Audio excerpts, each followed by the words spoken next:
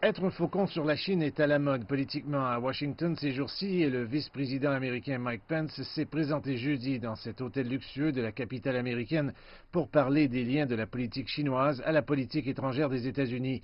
Avec un éventuel accord commercial imminent et une prochaine réunion entre Xi Jinping et Donald Trump, le vice-président américain a adopté un ton plus conciliant qu'en octobre dernier. People sometimes ask whether the Trump administration seeks to decouple. Les gens demandent parfois si le gouvernement Trump cherche à se dissocier de la Chine. La réponse est catégorique, non. Les États-Unis recherchent un engagement avec la Chine et l'engagement de la Chine avec le monde entier d'une manière compatible avec l'équité, le respect mutuel et les règles du commerce international. Mutual respect. Alors qu'il tendait la main sur le commerce, Pence a critiqué la Chine dans le dossier de Hong Kong, accusant Beijing de persécution religieuse et de surveillance intrusive.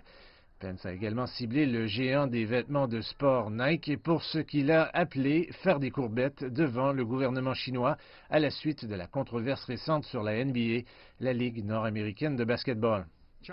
La Chine ne devrait jamais sous-estimer la résilience du peuple américain épris de liberté ni la détermination du président des États-Unis. Pence a continué à utiliser le mot rival pour décrire la Chine et a décrit la croissance militaire de Beijing comme une menace.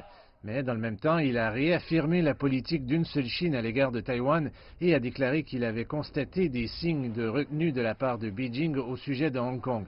Il a également parlé du renforcement des liens entre les deux pays en matière d'éducation et de coopération.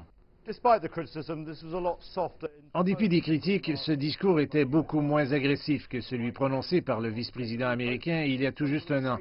Il a exprimé l'espoir qu'un accord commercial puisse être signé dans quelques semaines à peine au sommet de l'APEC au Chili. Les États-Unis, a-t-il dit, tenteront d'établir de meilleures relations avec la Chine. La question est maintenant de savoir si ce changement de ton conduit à un changement de fond.